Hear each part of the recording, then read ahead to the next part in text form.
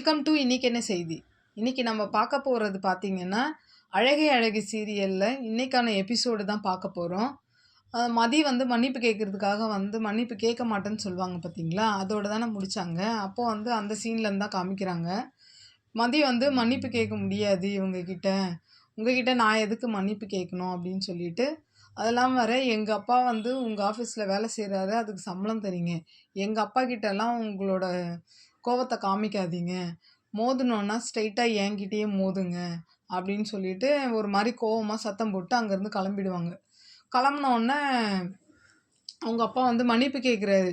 ஐயோ சார், மன்னிச்சிருங்க சார், அவள் ஏதோ தெரியாமல் பேசிட்டா சார், அவள் சின்ன பொண்ணு சார், தெரியாமல் பேசிட்டா சார் அப்படின்ட்டு அவர் மன்னிப்பு கேட்குறாரு.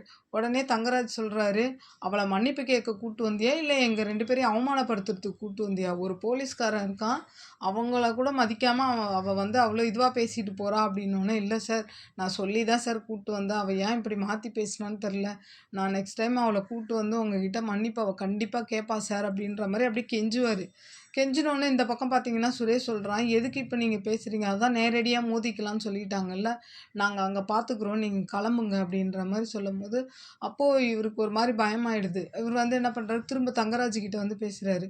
இல்லை சார், அவளை நான் சாரி கேட்க சொல்கிறேன் சார், வந்து உங்களை மன்னிப்பு கேட்க சொல்கிறேன் சார், அவள் குழந்தை சார், அவளை ஒன்றும் பண்ணிடாதீங்க சார் அப்படின்னும் போது, குழந்தைன்னா தொட்டியில் போட்டு ஆட்ட வேண்டியது தானே, இதுக்காக நீ இப்படி கூட்டு திரிவியா அப்படின்ற மாதிரி தங்கராஜ் பிடிச்சி சத்தம் போடுவான். சத்தம் போட்டோன்னே, இல்லை சார், நான் அவளை கூப்பிட்டு நான் பேச வைக்கிறேன் சார், அவளுக்கு கொஞ்சம் புரியல சார், புரிய வச்சா வந்து மன்னிப்பு கேட்டுருவா சார் அப்படி இப்படின்னு சொல்லிட்டு அவர் பாட்டு பேசிக்கிட்டே இருப்பார். அப்போ தங்கராஜ் வந்து சொல்கிறாரு, என்ன ரொம்ப இதுவாக பேசிக்கிட்டு இருக்கிற, நானும் வந்து பிரச்சனையை பெருசாகக்கூடாது, சுமூகமாக முடிச்சிடலான்னு சொல்லிட்டு கூப்பிட்டு பேச்சுவார்த்தை நடத்தினா உன் பொண்ணு வந்து இப்படி பேசிட்டு போகிறா அப்படின்னு சொல்லுவார். உடனே இவங்க சொல்கிறாரு, இல்லை சார், அதுக்கு தான் சார் நான் சாரி கேட்கலான்னு கூப்பிட்டு வந்தேன், அவள் இந்த மாதிரி பண்ணிட்டா சார், அவளை ஒன்றும் பண்ணிடாதீங்க சார் அப்படின்னு. அப்போ தான் நேரடியாக மோதணும்னு சொல்லிட்டாங்கல்ல, நாங்கள் அங்கே பார்த்துக்குறோம் அப்படின்னும் போது, சார் என் என் வேலையில் எதுவும் கையை வச்சிடாதீங்க சார் அப்படி இப்படின்னு இவர் கெஞ்சுவார். வேலையை விட்டு தூக்குற அளவுக்குலாம் இந்த தங்கராஜ் ஒன்றும் மனசாட்சி இல்லவன் கிடையாது, நான் பார்த்துக்கிறேன், உன் பொண்ணு தான் சொல்லிட்டால என்கிட்ட நேரடியாக மோதுன்னு, நான் நேரடியாக மோதிக்கிறேன், நீ போ அப்படின்ற மாதிரி இப்படி கையை காமிப்பார். கையை காமிச்சோன்னா மதியம் அவங்க அப்பாவும் அங்கேருந்து அப்படியே ஒரு மாதிரி இதுவாகிட்டு, நம்ம பொண்ணை ஏதாவது பண்ணிட போகிறாங்களோன்னு பயந்துக்கிட்டே என்ன பண்ணுறாரு, அங்கேருந்து அப்படியே வந்துடுறாரு. இதெல்லாம் பார்த்தீங்கன்னா ரேவதி அங்கேருந்து கிச்சன்லேருந்து கேட்டுட்டு இருப்பாங்க. கேட்டுட்டு இருந்துட்டு அங்கேருந்து வந்து சுரேஷை பிடிச்சி திட்டுறாங்க. சுரேஷ், உனக்கு என்ன அறிவு இல்லையா, எதுக்கு இந்த மாதிரி பண்ணிகிட்டு இருக்க, சின்னதாக முடிய வேண்டிய விஷயத்த எதுக்கு இப்படி பெருசாக்கிட்டு இருக்கிற, உன் வேலைக்கு நீயே வந்து வேட்டு வச்சுக்க போகிற பாரு, உன் வேலையை உன்னால் ஒழுங்காக காப்பாற்றிக்க முடியாதா அப்படி இப்படின்னு பிடிச்சி திட்டுறாங்க. திட்டினோன்னே இந்த தங்கராஜில், இப்போ எதுக்கு நீ வந்து இப்படி சத்தம் போட்டுட்ருக்கிற, இப்போ அவன் வேலையை பார்த்துக்க அவனுக்கு தெரியும், நீ கிளம்பு அப்படின்ற மாதிரி சொன்னோன்னே அவங்க சொல்லுவாங்க, டே இது வந்து பொம்பளை பிள்ளை விஷயம், பார்த்து நடந்துக்க அப்படின்னும் போது அவனை வார்ன் பண்ணி விட்டுட்டு இவனுக்காக பயந்துக்கிட்டு என்ன பண்ணுறாங்க, அங்கே போயிடுறாங்க. போனதுக்கப்புறம் என்ன ஆகுது, சுரேஷ் வந்து அவங்க அக்கா போனதுக்கப்புறம் தங்கராஜ் கிட்ட பேசுகிறான். என்னம்மாம்மா இவ வந்து வீட்லேயே வந்து இவ்வளோ திமிரா பேசிட்டு போகிறா அப்படின்னோடனே, இரு இரு பார்த்துக்கலாம், விடு விடு விடு மச்சான், நீ ஏன் கவலைப்படுற, அவள் தான் நேரடியாக மோதணும்னு சொல்லிட்டால, நம்ம நேரடியாகவே மோதுவோம், என்ன இப்போ எனக்கு கொஞ்சம் இந்த காது குத்துற இதெல்லாம் இருக்குது, ஒரு வாரம் அது ஆகட்டும், அதுக்கப்புறம் அவளை நம்ம பார்த்துக்கலாம், நம்ம வழிக்கு எப்படி கொண்டு வரணுமோ கொண்டு வரலாம் அப்படின்ற மாதிரி தங்கராஜ் சொல்கிறாரு. அப்படியே இந்த பக்கம் பார்த்தீங்கன்னா பாக்யராஜ் வந்து ரூமில் வந்து சோகமாக உட்காந்துட்ருக்காரு. அப்போது இவங்க வராங்க, மலர் வராங்க. மலர் எடுத்துகிட்டு வந்துட்டு மலர் வந்து பேசுகிறாங்க, இந்த மாதிரி என்னமோ சொன்னீங்க, எங்கள் அப்பா வந்து செக்கை எடுத்துகிட்டு வந்து என்கிட்ட கொடுத்துருவாரு, பணத்தை கொடுத்துருவாரு அப்படின்ற மாதிரி கொடுத்தாரா, வாங்கிட்டீங்களா அப்படின்ற மாதிரி சொல்லிவிட்டு, நான் தான் சொன்னேன்ல அவர்லாம் உங்ககிட்ட கொடுக்க மாட்டாருன்னு சொல்லிட்டு அப்படின்னும் போது, இல்லை எனக்கு கொஞ்சம் கஷ்டமாக இருக்குது, கொடுத்து உதவி பண்ணுவாருன்னு தான் நான் நினச்சேன் அப்படின்னும் போது, இப்போ பார்த்தீங்களா என்னாச்சுன்னு, அப்படியே செக்கு கொடுத்தோன்னே அப்படியே சிரிச்சிங்க, இப்போ பார்த்தீங்களா எப்படி ஆச்சுன்னு அப்படின்னு சொல்லும் போது, அப்பா சொல்லுவான், இல்லை இப்போ என்ன பண்ணுறதுன்னு தெரியல, ஆமா. பாப்பாக்கு யார் என்ன சீர் செஞ்சா? அப்படின்னும்போது, அப்ப மலர் சொல்றாங்க. ஏன் எங்க அம்மா வீட்ல தான் என் தம்பி மடியில உட்கார வச்சு காது குத்தி, எங்க அம்மா வளையலு, கம்பல்லாம் போட்டாங்களே!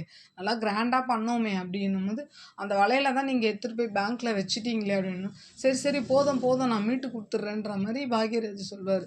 சொன்னதுக்கப்புறம் அப்போ இவன் பாக்யராஜே சொல்வான், "என்னடி இது எப்ப பார்த்தாலும் நம்ம பணத்த பத்தியே பேசிட்டு இருக்கோம். வேற எதுவுமே இல்லையா நம்ம 2 பேருக்குள்ள பேசுறதுக்குன்னும்போது" அப்போ மலர் சொல்றாங்க, "எங்க நம்ம வந்து பணத்த பத்தி பேசல. செலவ பத்தி பேசிக்கிட்டு இருக்கோம். செலவ பத்தி பேசுறோம், கடன வாங்குறோம், செலவ பண்றோம். கடன வாங்குறோம், செலவு பண்றோம். இத பத்தி தான் பேசிட்டு இருக்கோமே தவிர, நம்ம என்னைக்கும் பணத்த பத்தி வந்து பேசுறது கிடையாது. இதுக்கு வந்து நான் ஏன் லவ் பண்ணேன்னு தெரியல. ஏன் சண்ட போட்டு வந்தேனும் எனக்கும் தெரியலன்ற" மாரி அவங்க ஒரு வார்த்தைய சொன்னதுக்கப்புறம் பாக்யராஜ் மூஞ்சி ஒரு மாரி வாட்டமா மாறிடும். மாறுனதுக்கப்புறம் என்ன ஆகுது, அடுத்த சீன் பார்த்தீங்கன்னா, மதி வந்து அங்க சண்ட போட்டு வந்துட்டாங்க இல்லையா? வந்து அவங்க வீட்ல வந்து உள்ள ரூம்ல உட்காந்துருப்பாங்க. அப்ப அவங்க தங்கச்சி வந்து கேட்பாங்க. "என்னக்கா அப்பா இன்னும் வரல, நீ மட்டும் வந்திருக்க" அப்படின்னும்போது, "அப்பா ஃபேக்ட்ரி போயிட்டாரா?" அப்படின்னும்போது கேட்கும்போது, மதி வாயே திறக்க மாட்டாங்க. அப்படியே அமைதியாவே உட்காந்துருப்பாங்க. அப்ப அவங்க அம்மா வந்து, "ஏய் என்னடி ஆச்சு? அப்பா வந்தாரே, என்னடி ஆச்சு? மன்னிப்பு கேட்டியா அவங்ககிட்ட?" அப்படின்னும்போது, அவங்க அப்பா உள்ள வந்துர்றாரு மதியோட. அப்பா வந்து "என்ன நெனச்சுக்கிட்டு இருக்கா இவ?" அப்படின்னும்போது, "என்னங்க என்ன ஆச்சுன்னு?" அவங்க அம்மா கேட்குறாங்க. "இவ ஏன் தான் வந்து தங்கராஜ் வீட்டுக்கு வந்தேன்ற மாரி பண்ண வச்சுட்டா காரியத்த. அங்க வந்து மன்னிப்பு கேட்பேன்னு பார்த்தா, என்கிட்ட மோதி பாருங்கன்னு திமிரா பேசிட்டு வரா. இவளுக்கு ஏதாவது இருக்கா? இவ நம்ம குடும்பத்த பத்தி இவ கவலைப்படுறா மாரியே இல்லையா?" அப்படி இப்படின்னு சொல்லி கன்னா பின்னான்னு திட்டுறாரு. திட்டுனதுக்கப்புறம் என்ன சொல்றாரு, "உன்னலாம் படிக்க வச்சேன் பாத்தியா? என்ன சொல்லணும்? உன்னலாம் படிப்ப நிப்பாட்டிட்டு அப்பயே உனக்கு கல்யாணம் பண்ணி வச்சிருக்கணும். அதனால தான் நீ இத மாரிலாம் பண்ணிக்கிட்டு இருக்க." அப்படின்னு சொல்லிட்டு, ஒரு டேபிள் மேல இருக்கிற அந்த இதெல்லாம் தூக்கி போட்டு உடைச்சு விட்டுட்டு, "போ அவன் வந்து இப்போ உனக்கு ஏதோ ஒண்ணு பண்றேன்னு சொல்றான் உன்ன. என்ன பண்றது?" அப்படின்ற மாரி சொல்லும்போது, "என் விஷயத்த நான் பார்த்துக்கிறேன்." அப்படின்ற மாரி இவங்க ஒரு மாரி இது பண்ணோனே, அவங்க அம்மா போட்டு அடிப்பாங்க.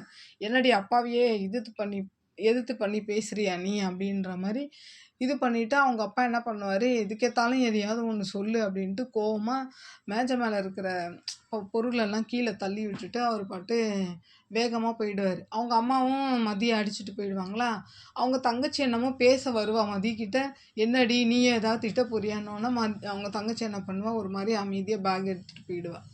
அடுத்து பார்த்தீங்கன்னா, பாக்யராஜ தான் காமிக்கிறாங்க. அந்த ஃபங்ஷனுக்கு காசு இல்லல்ல, அதுக்காக ஃப்ரெண்டு கிட்ட வந்து யாரோ ஃபைனான்சியர பார்த்து காசு வாங்குறதுக்காக வந்திருப்பான். அப்ப அந்த ஃபைனான்சியர பார்த்துட்டு இந்த மாரி அவங்க ஃப்ரெண்டு சொல்லுவான், இந்த மாரி "இவனுக்கு தானே காசு வேணும்" அப்படின்னும்போது, "எவ்வளோ வேணும்ன்னும்போது" பாக்யராஜ் ரூ. 5,00,000 வேணும். அப்போ அந்த ஃபைனான்சியர் கேட்குறாரு, "உன் பேர்ல ஏதாவது சொத்து கித்து இருக்கான்னும்போது" "எதுவுமே இல்ல." "அப்ப எதுவுமே இல்லாத நான் எப்படி உன்ன நம்பி 5,00,000 குடுக்க முடியும்? அதெல்லாம் குடுக்க முடியாது. வேணும்னா நான் 1,00,000 குடுக்குறேன்." அப்படின்னு சொன்னோனே, "அண்ணே அதெல்லாம் எனக்கு பத்தாது. வேணா என் பைக்க வச்சு எனக்கு குடுங்க." அப்படின்னோனே, "பைக்க வச்சு எப்படி 5,00,000லாம் குடுக்க முடியும். வேணா 1,50,000 குடுக்க முடியும். புக்கு வேணா குடுத்துட்டு 1,50,000 வாங்கிக்கன்னும்போது" "இல்லண்ணே அது எனக்கு பத்தாது." அப்படின்னும்போது, "அவ்வளோதான்ப்பா தர முடியும். நான்லாம் பைக்குக்குலாம் வச்சு காசெல்லாம் நான் இதுவரைக்கும் குடுத்ததில்ல." அப்படின்னோனே, சரின்னு சொல்லிட்டு, "கொஞ்சம் பார்த்து குடுங்கண்ணே." அப்படின்னு சொல்லிட்டு என்ன பண்றான், பேசுறான். பேசும்போதே என்ன பண்றாரு, அந்த ஃபினான்சியர், "சரி 10 செக் எடுத்து கையெழுத்து போடு." அப்படின்னு சொல்லிட்டு சொல்றாரு. பாக்யராஜும் 10 செக் எடுத்து கையெழுத்து போட்டு, டேட் எல்லாம் போட்டு குடுக்குறான். அப்ப என்ன சொல்றான் அந்த ஃபினான்சியர் வந்து, "நான் இந்த மாரி இந்த 1ஆம் தேதி ஆனவுனே இந்த செக் எடுத்து நானு போய் பேங்க்ல போட்டுருவேன். அது மட்டும் பவுன்ஸ் ஆச்சுன்னா, உன்ன வந்து அதே பேங்க் வாசல்ல புடிச்சு உன் மானத்த வாங்கி விட்டுருவேன். ஜாக்கிரதையா இருந்துக்கோ. அப்ப எனக்கு வந்து கரெக்ட்டா காச கட்டணும்."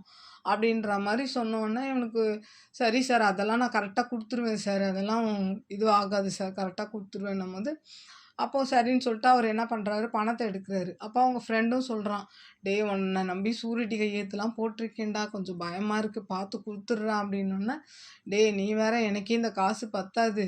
மறுபடியும் உன்கிட்ட தான் வரா மாரி இருக்கும்ன்னும்போது, அவ்வளோதான் மறுபடியும் என்கிட்ட வந்தீனா" அப்படின்னு சொல்லிட்டு, அதோட காசு குடுக்குறாங்க. அவரும் வாங்கிட்டு போயிடுறாரு.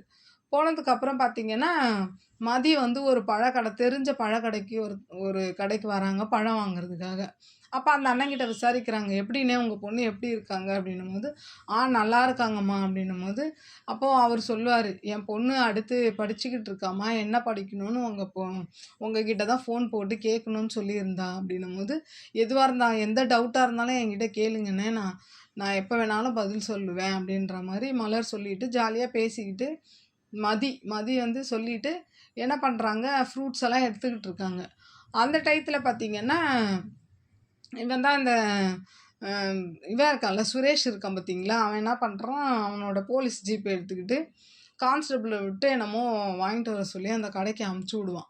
அனுப்புன உடனே இவங்க என்ன பண்ணுவாங்க, இப்படி பழம் எடுத்துக்கிட்டே திரும்பி பார்த்தா, சுரேஷ பார்த்துருவாங்க. அவனும் என்ன பண்ணுவான், அவங்கள பார்த்துருவான். பார்த்துட்டு 2 பேரும் அப்படியே பார்த்துக்கிறாங்க. அதோட இன்னைக்கான எபிசோடு முடியுது. நாளைக்கு என்ன எபிசோடுன்னு நான் பார்த்துட்டு உங்களுக்கு ரிவ்யூ குடுக்குறேன். என்னோட சேனல் புடிச்சிருந்தா லைக் பண்ணுங்க, ஷேர் பண்ணுங்க, கமெண்ட் பண்ணுங்க. என்னோட சேனல சப்ஸ்கிரைப் பண்ணி சப்போர்ட் பண்ணுங்க. நன்றி, வணக்கம், பாய்.